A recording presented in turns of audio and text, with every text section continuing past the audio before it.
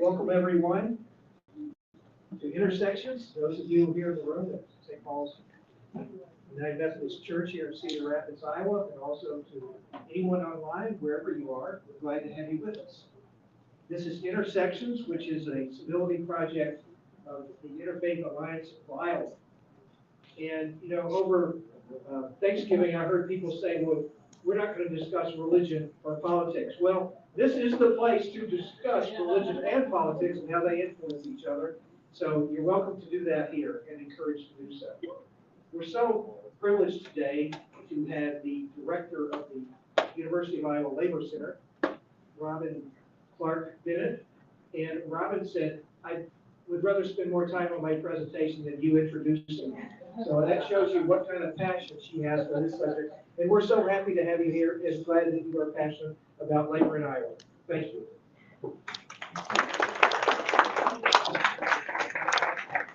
Thank you so much. It is a pleasure to be here, and I want to thank the Interfaith Alliance of Iowa for hosting this wonderful series.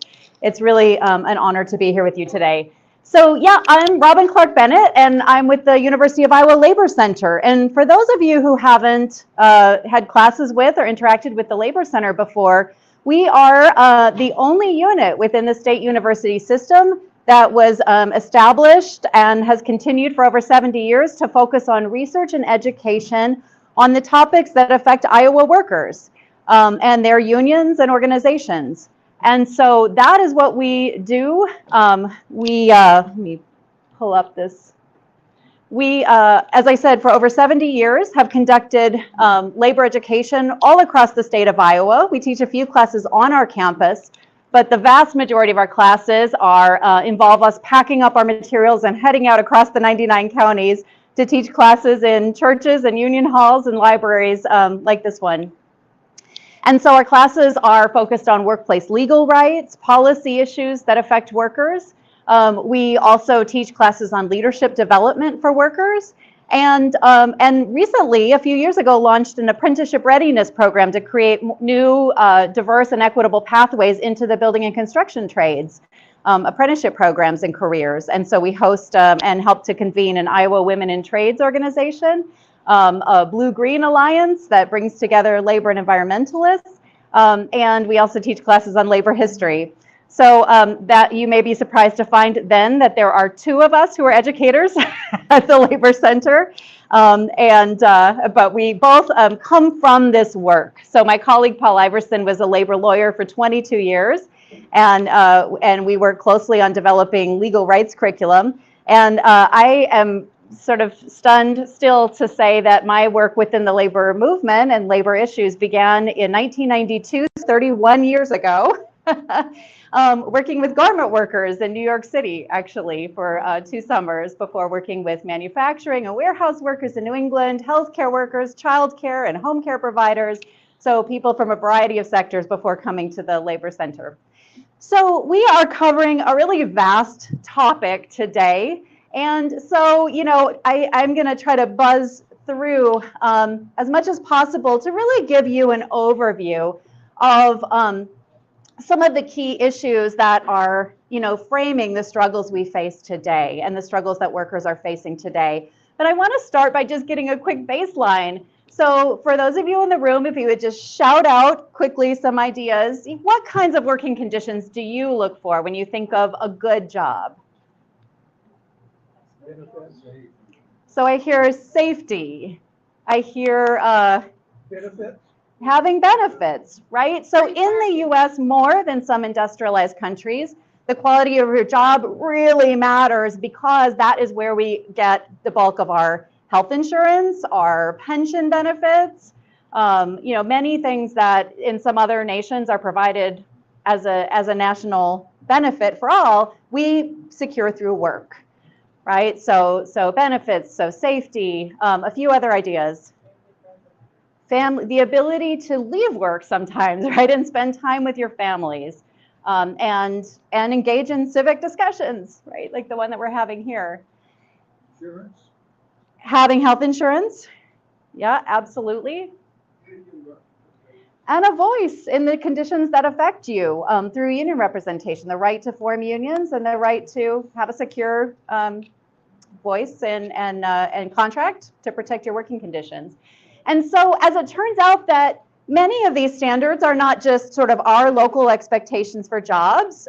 These are what I hear across the board. These humble core expectations are what I hear all over the country and or even enshrined in global human rights documents. And so the UN Universal Declaration of Human Rights enshrines some of these principles as core fundamental human rights.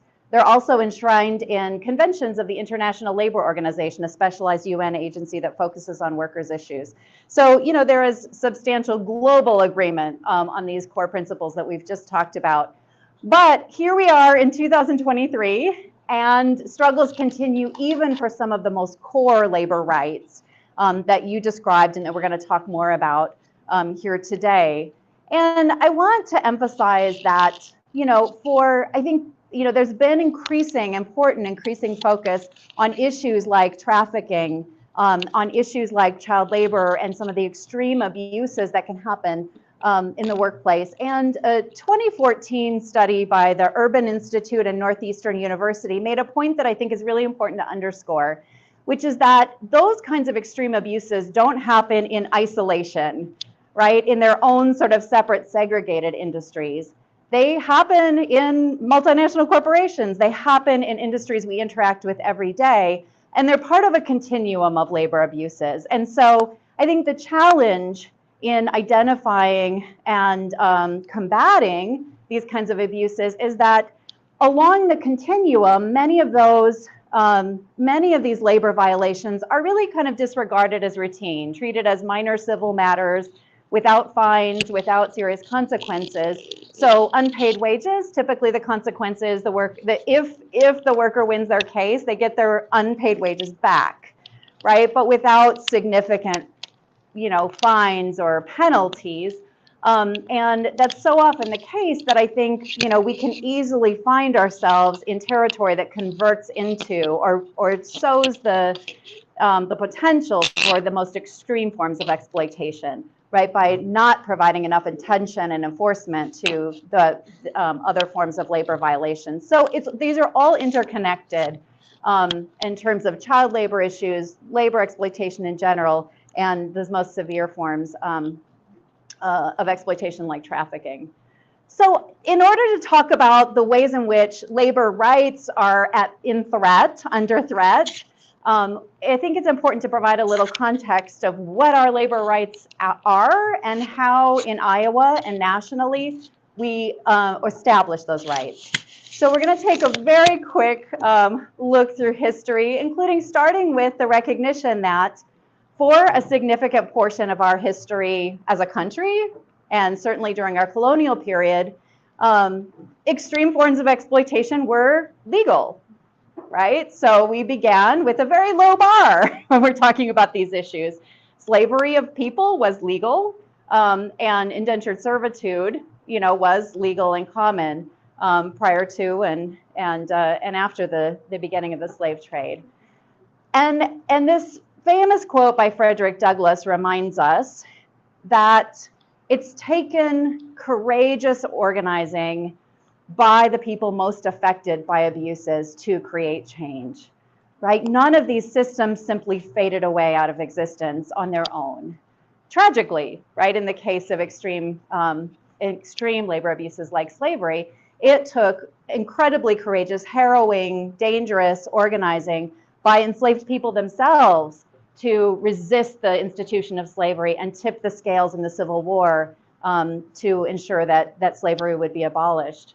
And that ending of slavery, that movement reset the discussion about what it meant to have free labor in our country, what we could expect, you know, from labor and a free life with dignity. And so a little known, but the first major national federation of workers, the first national labor federation was the Knights of Labor.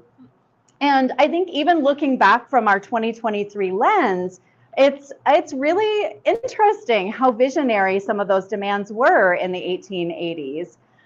Here in Iowa, we had, according to historian Ralph Scharnow from Dubuque, about 320 assemblies of the Knights of Labor scattered throughout Iowa, just Iowa alone.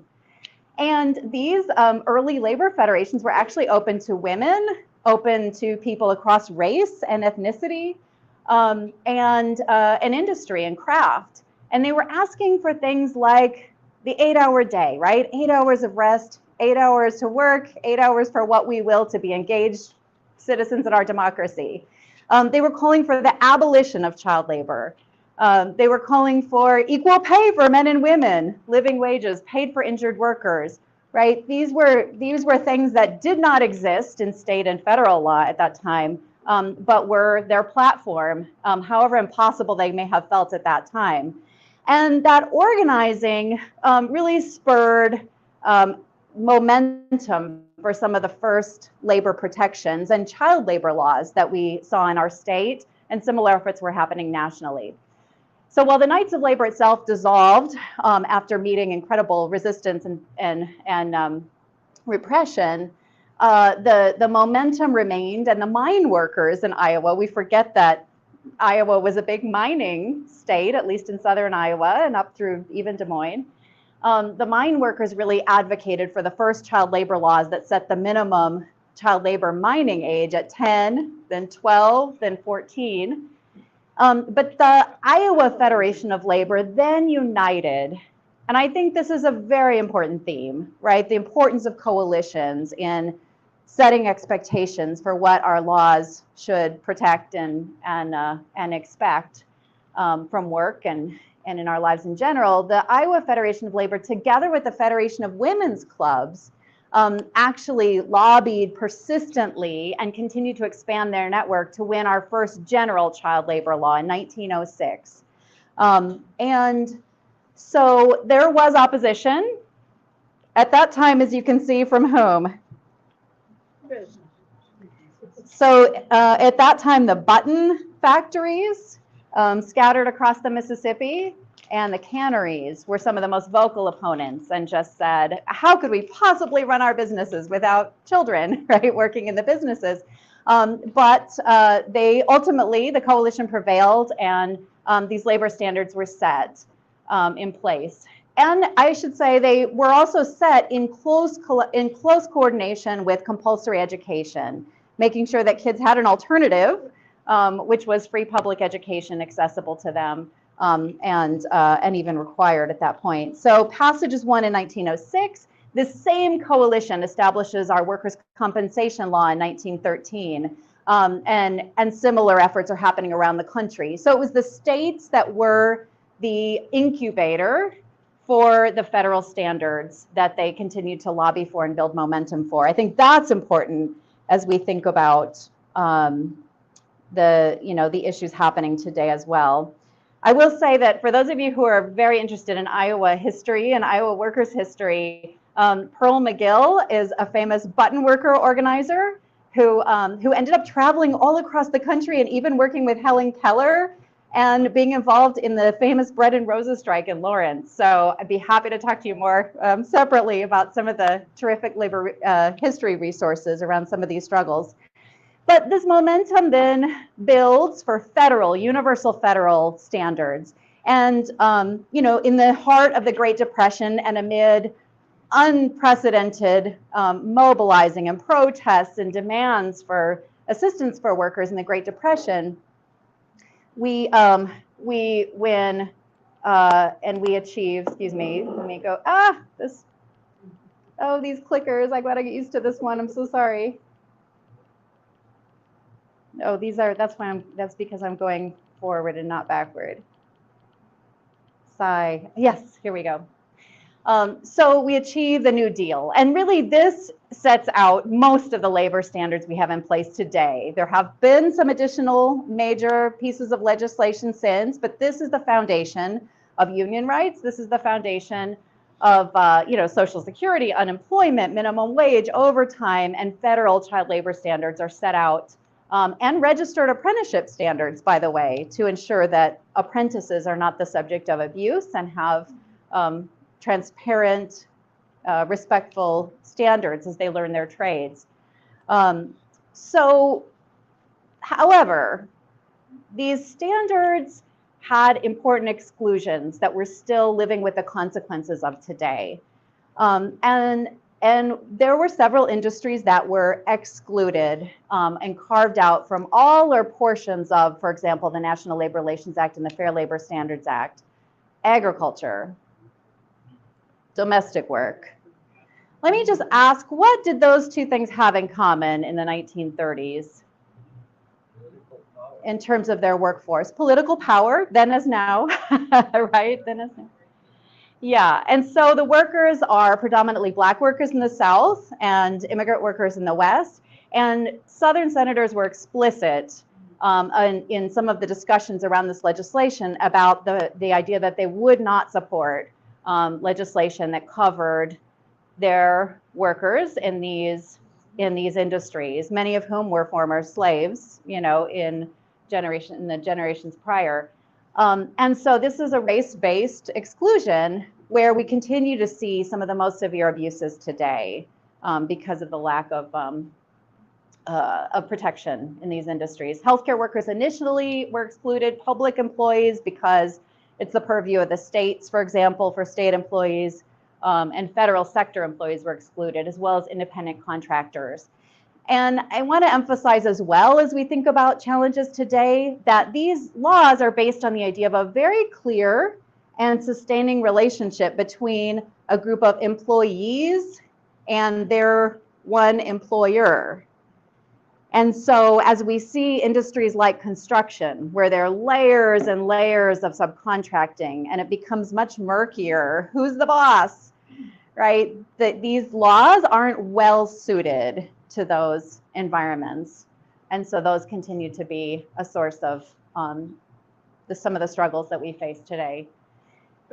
So the civil rights movement extends the coverage of some of these protections and creates new protections, of course, whether we're talking about hospital workers who organized with 1199 and began to create the momentum that extends that union rights and other protections to hospital workers, to Cesar Chavez and Dolores Huerta, and the farm workers who win union rights at a state level in California, even though we never got federal protections that are equivalent, or the Memphis sanitation strike, that's a civil rights struggle and a labor rights struggle for public sector bargaining and union rights.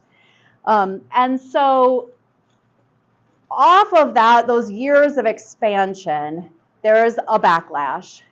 And, you know, businesses talk very openly in the 1970s, and certainly we see this realized in policy beginning in the 1980s, about their interest in scaling back, deregulating and scaling back some of these legal restrictions, legal protections and restrictions that have been established over the years. So perhaps most famously initiated in the Reagan era, but you know, this policy agenda really frames all the subsequent, in various ways, you know, all the subsequent administrations since that era. So, you know, we're looking at privatization, deregulation, decline in shrinking enforcement staff responsible for ensuring that OSHA is being upheld, that you know, wage and hour rights are being defended, and you know, deregulation in the trucking industry, for example, that really breaks the unions in the trucking industry and creates a host of independent contractors who receive far less pay than they'd received previously. Union rights restricted. And I want to emphasize, in terms of rising immigration without full rights, that it was immigrant workers who largely founded the labor movement. It is absolutely not the presence of people, but the absence of rights that creates a situation in which labor rights are undermined. And so, you know, what we see now is a situation in which over 10 million people have no path to citizenship, have no path to work authorization, or too many visa programs, work visa programs, temporary visas, that lack protections and make them very vulnerable to exploitation. And so in spite of those challenges, many immigrant workers are leading efforts now to form unions to restore rights. But that certainly created a new hurdle and difficulty protecting people from exploitation and winning progress. So the result of that set of policies can be seen in part in this chart. So the top line is the share of income that is going just to the top wealthiest 10% of Americans. The bottom line is union membership as a percentage of all workers. So what do you see? What stands out to you in this chart? And what does this have to do with exacerbating labor abuses, do you think? Say that louder. It looks a bit like 1920. We're seeing echoes of the early 1900s. And I would say that in terms of some of the labor standards we're seeing, it feels very much like that era, or perhaps earlier, right? Yeah. So in some ways, it's not surprising that we're seeing some of the same kinds of abuses that we saw a century ago. What else do you notice? The rich get richer and the poor get abused. I mean, economic inequality, we forget sometimes how we know there's inequality, but we forget how stark it has become and how similar to an era of robber barons that we think of as a time long past. So that, I think, also is eye-opening. Go ahead.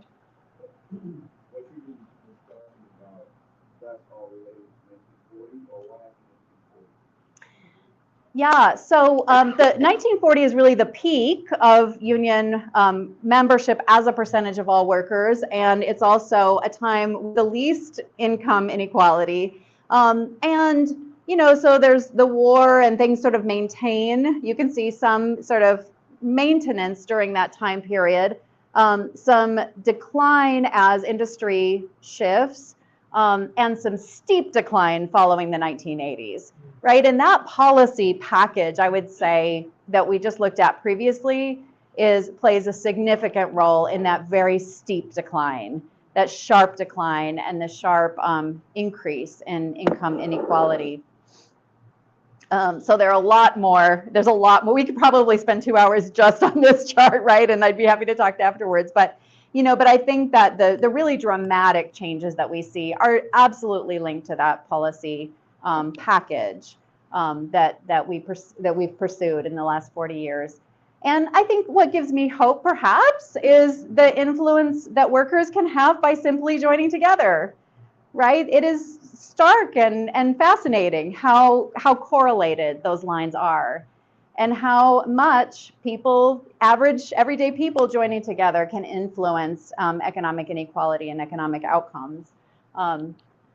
So let's talk about some of the recent struggles happening in Iowa and, you know, what has come from those trends that we just looked at. So, right, extreme income inequality and poverty absolutely are contributors to people's vulnerabilities. And I want to just keep emphasizing, if we're looking at, you know, what sparks extreme labor abuses, I would say we have to look at the combination of profit motive, vulnerability, and power, right? And how those intersect. Henry's turkey, right? I think too often we think quite narrowly about who's affected by extreme labor abuses. And so, you know, this was, as many of you will likely remember, a situation in meatpacking in West Liberty Foods by a labor broker out of Texas who brings intellectually disabled men to work in meatpacking plants, and the labor broker gets the money, and it turns out gives very, very little of it to the men who are housed in a bunkhouse that is unsafe, filthy. Workers are treated with violence when they resist and ask questions. Their movement is controlled. And people had been speaking up about this periodically over the years, and there just had not been any action from labor agencies until a Des Moines Register article really blew open the information about this, and the men were rescued from their virtual servitude. This gained national attention. There's a book called The Boys in the Bunkhouse about this. If you look up the New York Times and type in boys in the bunkhouse, you'll find still video coverage of this case. It was one of the largest, I think it was the largest EEOC settlement in history. So here's an Iowa story that unfortunately it puts us on the map in this regard. Shockingly though, no criminal charges. No criminal charges. There are multi-million-dollar decisions, but the men get actually very, very little in the end, as the money's hidden and then sort of discovered going to the labor broker's children and like rerouted. But I think this gives us some sense of the legal, the lack of teeth, right, in many of our laws to defend workers in even the most extreme cases. It's also a story of that fissured economy, as David Wheel calls it, where it's not clear who the boss is, right? Who takes responsibility? They're working for a company, but their employer is this labor broker, right? And there are layers of, I didn't know, who's really responsible, that can complicate the situation, and certainly the vulnerability of people's disability. Similarly, in 2008, the Postville raid, one of the largest immigration raids in U.S. history, I would say, doubly victimizes workers who, as we discovered, had been subjected to sexual assault, wage theft, child labor cases. And some, in this case, because of a community coalition of churches, of unions, get the support that they need to file legal charges, and some of the workers are able to get U visas, victim of crime visas, as they testify and cooperate with law enforcement. But shockingly, the owner of the company is not ever found guilty of labor violations. He's ultimately imprisoned because of bank fraud and financial related frauds, and then his sentence is commuted actually by President Trump during his administration. And in recent years, we've seen the issue of wage theft as a soaring issue, that fundamental question of getting paid all the money that's legally owed. Now, let's acknowledge that the minimum wage is extremely low. I mean, $7.25 does not pay for housing and a secure living for anyone anywhere in Iowa. But even that, those most basic minimum wages for work performed are being violated time and time again in workplaces. And so this was a true story in 2012 in Iowa City, a man from Sudan named Omer. And I think it's important to note too that these abuses don't just happen to people who lack work authorization. This happens where there's vulnerability. Right, and so he was work authorized. That wasn't the issue, but he worked through a temp agency at a factory, realized that the payroll debit card he was given actually didn't have any money on it a few weeks later after he quit from the poor conditions, but he'd worked a week and he wanted his pay. So he came back and said, where's my pay? And they said, well, I'm not sure you really worked for us. You've got to prove to us that you worked for our company. and where does he go? So there are agencies, there's a state agency and a federal agency. The problem is they're notoriously understaffed. And people don't know which to go to for which issues, right? And so there's an education component that's needed. There's also just a support and guidance component that's needed. But he ends up joining together with the Center for Worker Justice that had just formed at that time.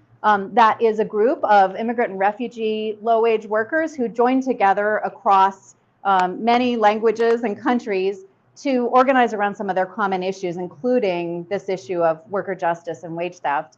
And so that group, Representative State, has been incredibly helpful to many workers who've been affected by these kinds of abuses, really brings together a network of churches, unions, elected officials, to stand with workers so that balance of power is even, so that vulnerability is mitigated, is lessened. And so this way, when a delegation comes to an employer and says, what's going on here, right? This is not one worker alone who can be so easily dismissed. Our community believes in fair conditions. Let's talk about what really happened. Is there evidence? Is there not evidence, right? What do we need to get this person paid? CWJ since 2012 has held workshops for thousands of workers, recovered over $170,000 just in Eastern Iowa alone for workers who had not been paid all the wages they're legally owed, as well as pursuing other kinds of cases. However, the issue is big and the need is great, and the challenges are significant. And so, like, a 2018 Frontline investigation reminds us that child trafficking is increasing in Iowa as around the country. So there's a Frontline investigation on PBS, Trafficked in America, that features Iowa, that features Western Iowa and agricultural workers in egg processing who were subjected to really appalling conditions. Again, working for labor brokers. Again, this is teens and migrant workers who were threatened and housed in unsafe conditions and really controlled in their movement. And in this case, finally, 6 people were convicted of forced labor charges. There's a question always about, will the ultimate beneficiary of the labor be charged versus simply the labor brokers? And my recollection it was largely at the labor broker level, right? Whereas the company that benefits from the labor often is not found accountable, right? And claims ignorance of the idea that this was happening. In 2022, we see a report saying that Iowans estimated, the new estimates are that Iowans lose $900 million a year in unpaid wages in total across the state, excuse me. And that also costs revenues for the state, revenues that could be used to hire staff and enforce these laws. And so it could be a virtuous cycle. But the industries in which this is the most common are food service, hospitality industries with very few unions, industries where, OSHA inspectors or wage and hour inspectors are going to be there infrequently, extremely, never almost, right, unless there's a serious complaint with a lot of workers that that makes those inspections a priority. Childcare, construction. So it's amid these reports of abuse that laws since 2017 have continued to really slash some of the core workers' rights, some of the rights that we saw established in 1906, 1913 in the New Deal and in the Civil Rights Movement.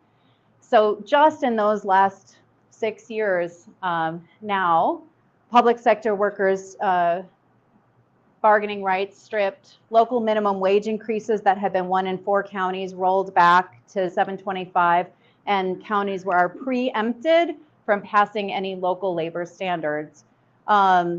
Labor standards banned in public construction, an industry we saw has high incidence of wage theft, of child labor, as it turns out, and other abuses. And those bidding standards created a floor for fair competition, so that the bidding wasn't based on who could cut corners the most, sometimes on safety or labor standards. Unemployment insurance benefits cut, child labor laws rewritten. And some of these standards are lower than the federally required standards. So I think one concern also is that, in addition to the obvious concern for workers who could be exploited in this condition, companies don't realize that they could be, in following the state laws, violating federal laws, which will preempt, which will prevail over the state laws. So, here are just some of the provisions of the 2023 child labor law. Opens up more hazardous jobs for children as young as 14, more jobs for 15 and 16-year-olds that were previously prohibited as dangerous. And some of them continue to be absolutely prohibited at the federal level, as some of the hazardous orders that studies show are extremely dangerous for young people.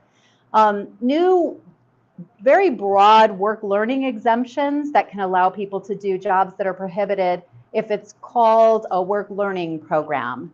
And so, a lot of concern over the very broad language used in what would define one of those programs.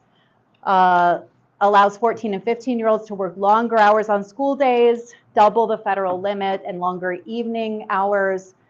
Initially, it would exempt employers from liability when child laborers were injured or killed in the course of a work learning program. It was scaled back with advocate involvement to limit the liability to workers' compensation versus other forms of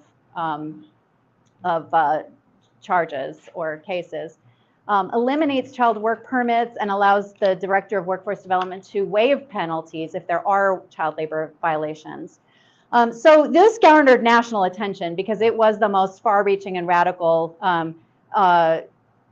rollback of child labor protections, even at a time when a number of other states have been rolling back their child labor laws. And many of them, like the incubator idea we talked about earlier, where states established some of these standards and then then they became federal standards, the opposite is happening. There are states rolling back standards and calling upon the federal government to match their lower standards. And so that is the clear intent in many of the cases. Now, I think the good news, because we don't want to just leave on that news, right, is things, a little bit of activity goes a very long way, right? So things we can do is certainly speak up as we're monitoring and calling on, legislators to pass laws consistent with our values in terms of labor protections. And, and we should remember that in many states, it's going the opposite way. There are states strengthening their child labor protections. 7 states in the last 2 years put forward bills to strengthen child labor protections, and 7 of those states passed stronger child labor laws in the face of increasing violations. And so it doesn't have to go this way. Joining coalitions like CWJ or other community-based coalitions that are helping to come together around workers and show that they're not alone, and help help them enforce their rights and stand up for their rights. This was a case you may be familiar with of Blue Sky, a company that had brought 10 men from Texas during the derecho to help make repairs here in town, who were not paid for over 45 days of their labor. And alone and starving, they were trying to find a way to get out of this situation, and luckily called up a union who sent them to a union that's had a Spanish speaker, who called the Center for Worker Justice, who initiated their network, and elected officials like Representative Stade and union leaders and church and faith leaders came together around these workers in the middle of a pandemic to provide housing when the employer got mad that they were demanding their pay and kicked them out of the company housing and fired them thousands of miles from home. Church locally took them in. John Grieve, Pastor Grieve, Minister Grieve took them in and helped basically support them. This network helped support them until finally they were able to get the workers the pay they needed and the pay to go back home to their families. So joining coalitions and having those networks in place means that when something bad happens, there's a network that can simply emerge to come together and each do their part to help workers stand up for themselves. We can support workers this is the positive sort of hope at the moment, right? There's a new wave of organizing and expectations to reestablish standards that have been lost. And there are many ways to help support some of these struggles, these organizing efforts. And I'll just end on, of course, I would have to end on education, helping to educate friends and family about their rights at work. Our Labor Center on our website has a number of resources, including an Iowa Workers' Rights Manual that has summaries of all the major state and federal laws that govern our workplaces in the state.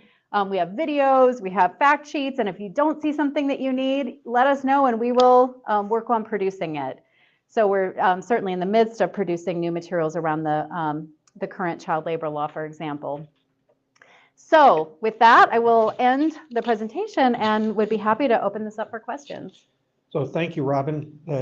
Please join me in thanking Robin for that presentation. So we'll start with questions. Please raise your hand and I'll come over and bring the microphone. You mentioned that there were 7 states that were actually strengthening their child labor laws. Mm-hmm. Which states are those? Oh, my goodness. Now, that is a Can you hard name trivia question. just a You're few gonna of them? ask. You don't have to name all 7. Right.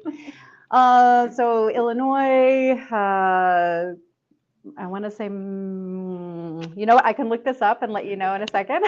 That's fine. Basically, it involved strengthening the fines that were the fines and the remedies for child labor violations. In some cases, taking. I think the main strategy was ramping up the enforcement aspect. I'm guessing they were more likely the bluer states. Yeah, no, that's right. That's right. Are you protected from pushback by Republican legislators? The Labor Center itself? Yes.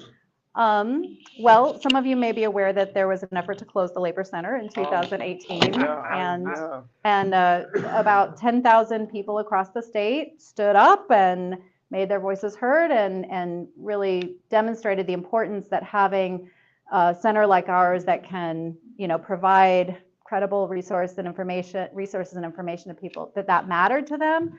And ultimately, the decision was made to keep it open, but end the funding. So we no longer receive university funding, our traditional university funding. So we now operate based on grants and donations and fees from programs. So we open this up for questions online, and Kristen, I think we have a question online. Oh, okay. I haven't done this before. One person asks, what new laws do you believe will be introduced in this upcoming legislative session? I really can't speak to that, but Representative Stade here perhaps could. Same answer, no idea. on labor. I'm so sorry. I wish that I knew, but I don't. I was really glad that you started with the Universal Declaration of Human Rights. This is a human rights issue. And I'm wondering, does your center at the university have any interaction with the Human Rights Center at the university? Absolutely, yes. I'm on the board of the Center for Human Rights, and we've worked closely together for decades, actually, on grant programs. In fact, I began at the Labor Center in 2002 to 2004 as a half-time worker on a educator on a grant with the U.S. Department of Labor on child labor. And not thinking, we were mostly focused on global child labor at that time. Of course, that was the focus of the subject, but it was a grant that Senator Harkin had helped to establish with the Department of Labor. And we worked extremely closely with the Center for Human Rights, both to apply for that grant and to conduct child labor public education around the state for adults in our world, but then with the Center for Human Rights to establish curriculum for K-12 students and members of the public. So yeah, we love working with the Center for Human Rights, absolutely.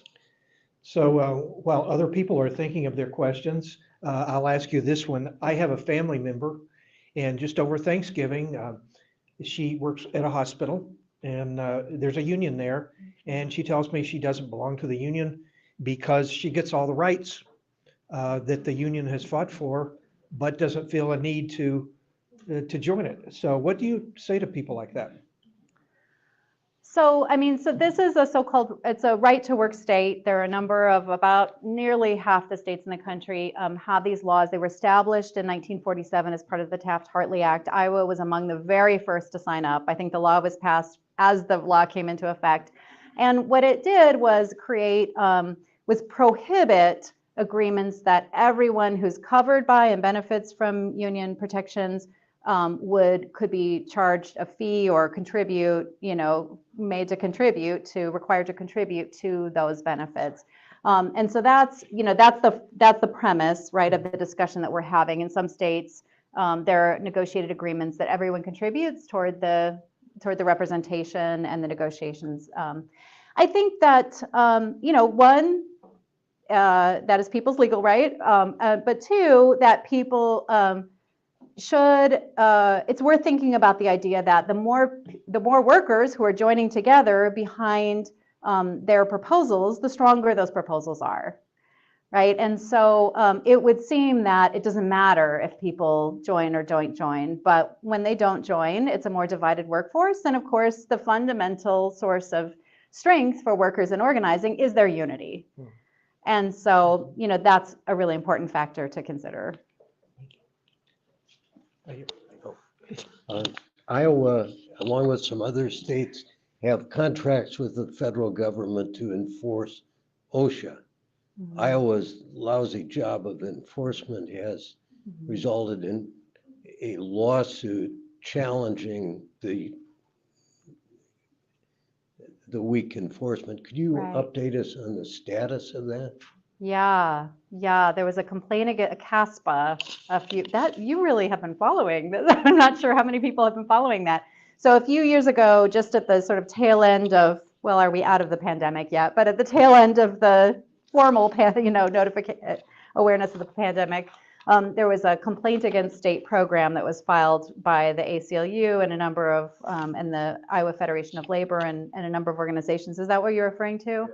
Yeah, and the final report was issued about a year and a half ago. It did find some deficiencies and included recommendations for improvement.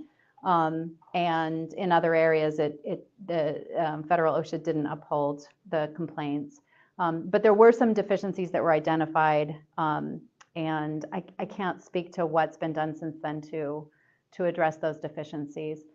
I mean, I think,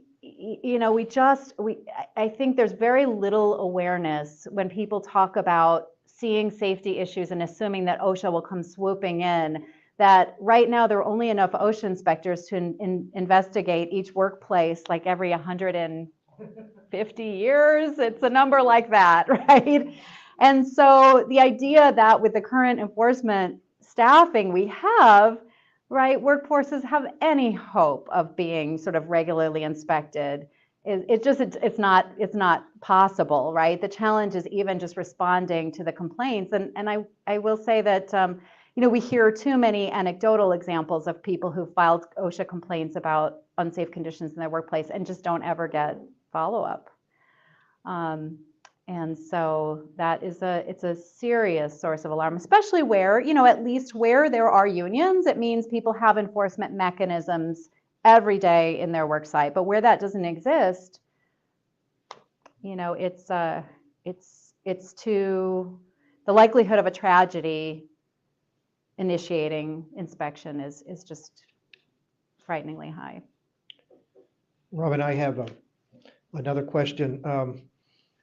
Well, first a comment, and that's that I used to work at Collins Aerospace, and I always felt better working there knowing there was a union, because the managers there would always expect you to work more, but the ethos of the place was, no, we've got a union, 8 hours is it, and even though I wasn't a member of a union because I wasn't in a union type job, but I always felt better because knowing that there was a union there. And benefited from that. The other thing that I want to bring up, if I read that correctly, a minor now can work up to 6 hours a day on school days. Yeah. Well, I read somewhere that that's actually creating a permanent underclass of people who are not educated, and they will stay in those kind of positions because they don't have the education. But that just sounds horrible to me.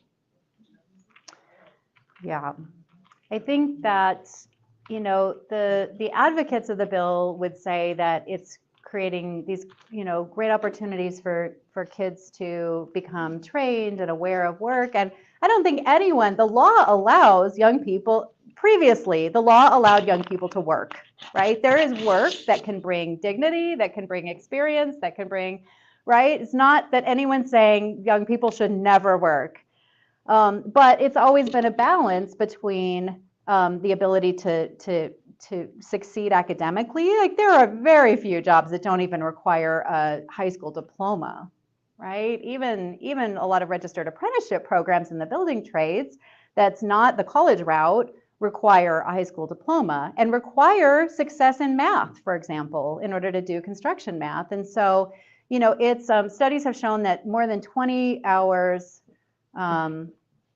is it 10 or 20? There are some studies around the point at which hours per week absolutely and clearly interfere with education. And so, you know, the federal law for that reason has set 3 hours on school nights as the maximum.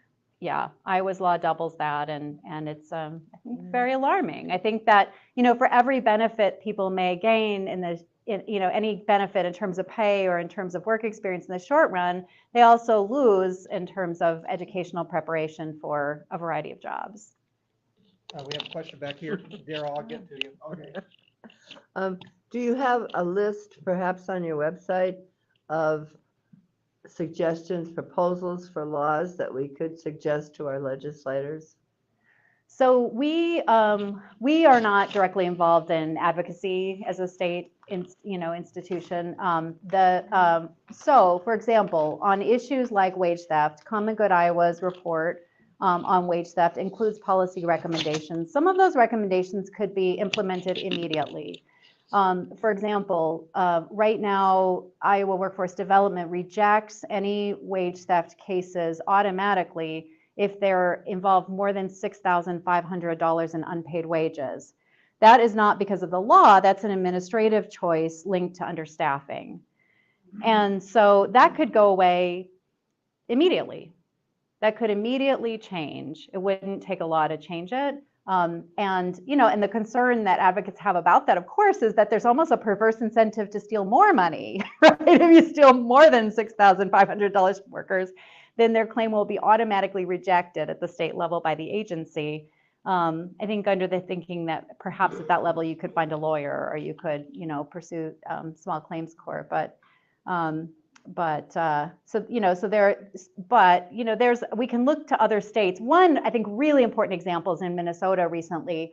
In Minnesota, there was a law passed related to construction abuses, safety abuses, wage theft, even trafficking, that holds the general contractor accountable for the actions of their subcontractors.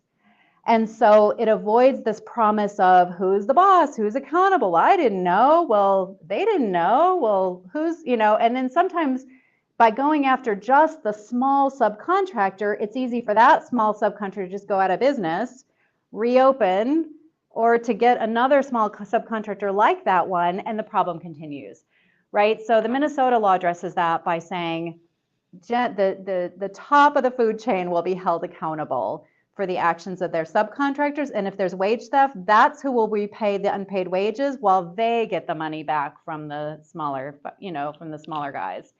And so that's, I think, a really interesting, you know, if I could, you know, think big, right? Immigration reform that gives workers who've been here often for decades the ability to have work authorization, to apply for and get work authorization, who are have been working here, have been living here, have been an important part of our communities, right? That alone would take away some of the fear and provide more opportunities for work with dignity. Yeah.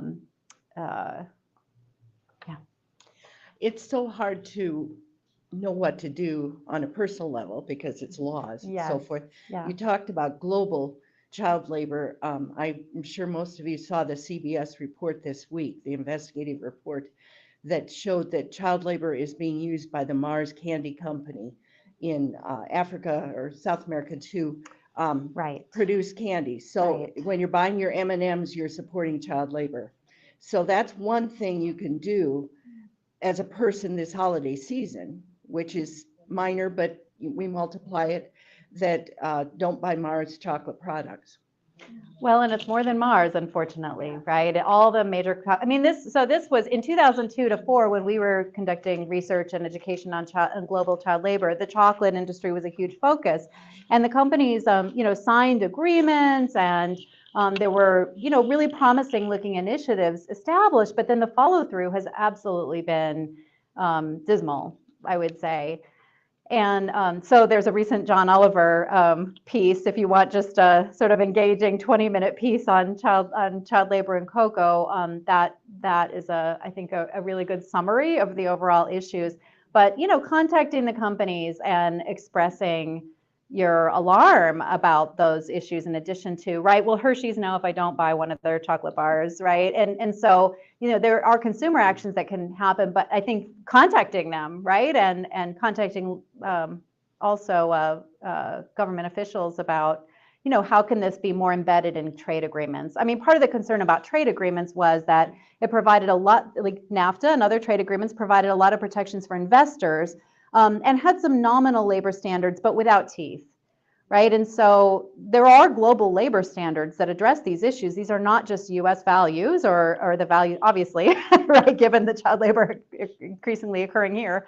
But there are global labor standards and conventions that have been agreed upon that could have more teeth in helping ensure that global trade truly lifts all boats instead of creating a race to the bottom.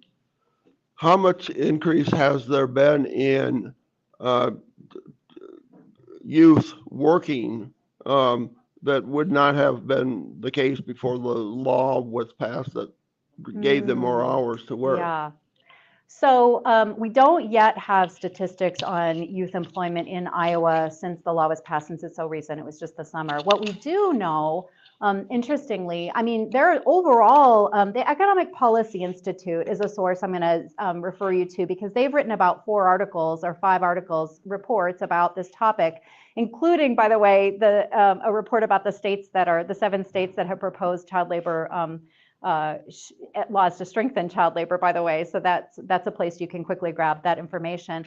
But what they found was that statistically, employment among youth has been going down, but not because in surveys, youth respond, not because they couldn't find jobs, but because they're choosing to go to school instead, because they recognize the importance of education in creating a future for themselves. And so overall, the rates have been down. The unemployment rate is down in the sense that people, it's not that they're looking for jobs and can't find them quite often.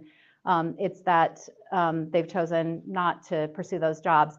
I think there are some alarming anecdotes I've heard. One person I talked to went into a ice cream chain and saw a posting on the door for work, jobs available starting at age 12 for this lower rate, at age 13 and 14 for this other lower rate. And she said, "What is this?" And they said, "Well, there's a new bill. You just get to hire children," right? And so I think some employers really interpreted that broader debate as like, gates are open, right? And so education right now about the federal standards is really important. At the federal level, the U.S. Department of Labor has indicated that this is going to be a top enforcement priority for them to respond to instances of child labor violations, to really shore up what's become, I mean, statistics on violations of child labor laws, even prior to this law being passed, were that it had exponentially increased in recent years.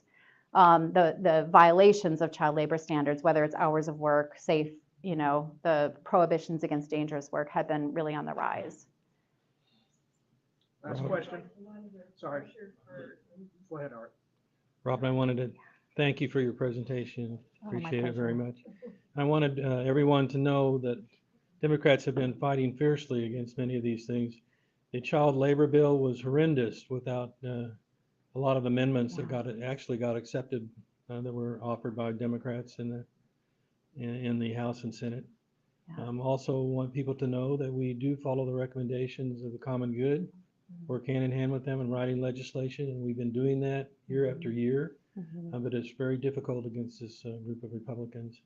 Also, we fought against those unemployment changes to reduce the number of days and the amounts that they could receive. And if you remember too, the governor rejected the funding for additional unemployment funds that we could have got from the federal government.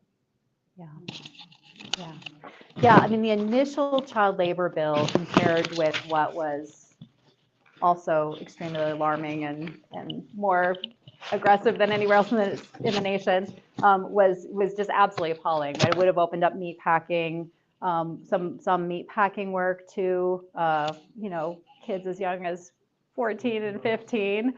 it would have created those work learning exemptions for even 15-year-olds that now are available to 16 and 17-year-olds. It would have created immunity from any liability on the part of employers if young people were injured or killed doing work as part of a work learning program. And so the work that was done by folks like you and in your party to really,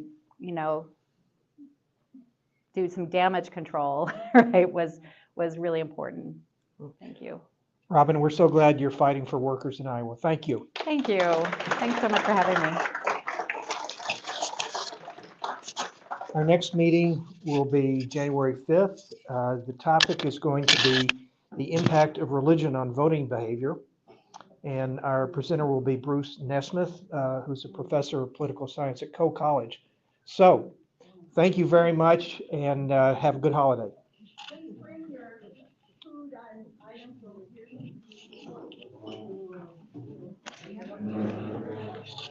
Robin, that was excellent. Thank you. Thank you. Yeah, it was. It was exactly what we needed. I was afraid the breath was too big. No, and you ended it up with, no, I know. And it's hard for a professor to